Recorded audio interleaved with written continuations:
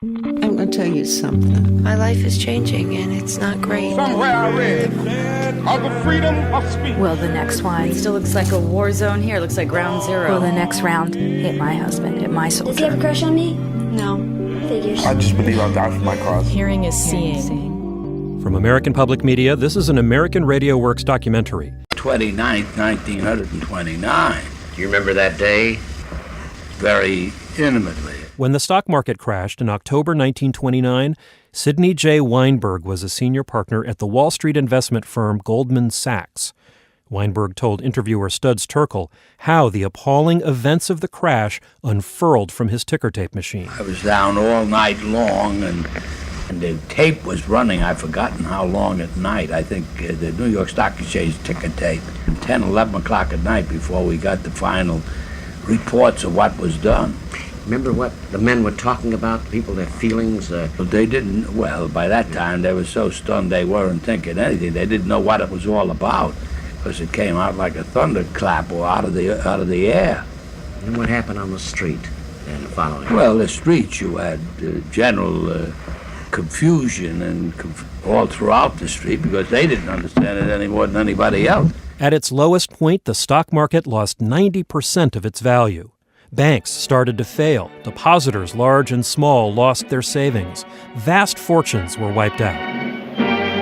Once I built a railroad, made it run, made it race against time. Once I built a railroad, now it's done. Brother, can you spare a dime? Now, only a few percent of Americans actually owned any stock when the market collapsed in the fall of 1929.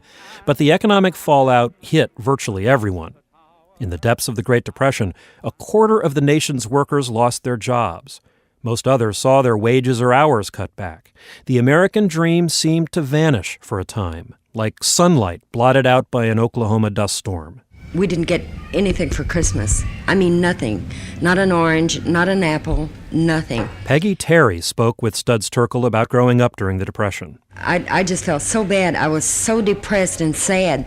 So I went to the church and to the children's program, and I stole a Christmas package. And it was this pretty box, and it had a big red ribbon on it. And I stole it off the piano, and I took it home with me. And I told my mother that my Sunday school teacher had given me a Christmas present, which she hadn't. And so my mother says, well, open it and see what it is. And when I opened it, it was a beautiful long scarf made out of velvet, but it was a cover for a piano. And my mother knew that my Sunday school teacher wouldn't give me that because we were living in one room in a little shack. And I've looked back on that and how sad that Christmas was.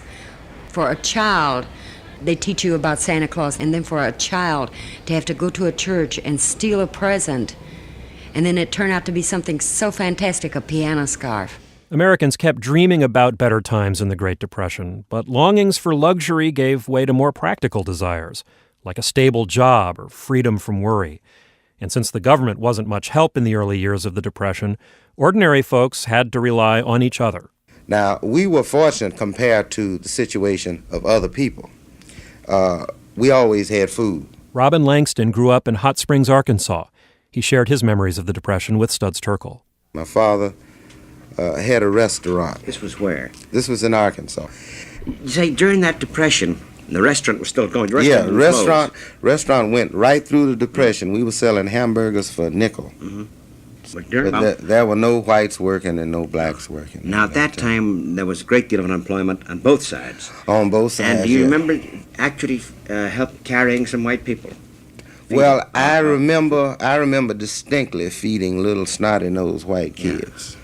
My father and mother just did this out of the goodness of their heart. I guess there must have been 10 white families within 50 feet of us. Mm-hmm. I remember feeding them. I remember my parents feeding little black kids. I remember when the times got so hard, this sheriff I was talking to you about pawned a radio to my father for $10. This was a white sheriff, a white official, who had to come to a black man to get $10.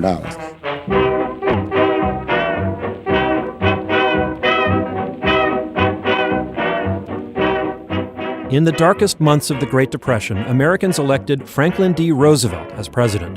His 1932 campaign theme song promised the return of happy days. At his inauguration, FDR famously declared that fear was the nation's chief enemy. And I am certain that on this day, my fellow Americans expect that on my induction into the presidency, I will address them with a candor and a decision which the present situation of our people impels. To save America from economic ruin, Roosevelt pledged to combat the Depression like a president at war. This nation is asking for action, and action now. Our greatest primary task is to put people to work.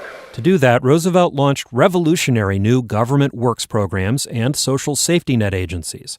It was called the New Deal. Unskilled laborers, the forgotten men of past generations, now work steadily at decent wages.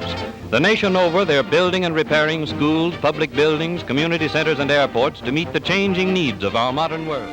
Under the program for rehabilitation and the conservation of human resources comes the WPA Household Arts Training School at St. Paul. In this school, future housewives are instructed in the art of making a home. Many thousands of such jobs as these dot the map of the United States, giving work and hope to people who can't find jobs. Before President Roosevelt came along, the federal government had been relatively small and remote. The most contact many Americans typically had with it was a visit to the post office.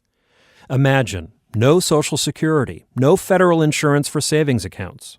The New Deal, by the time it was finished in the late 1930s, had fundamentally refashioned the relationship of the government to the creation of the American dream for masses of Americans. Historian David Farber.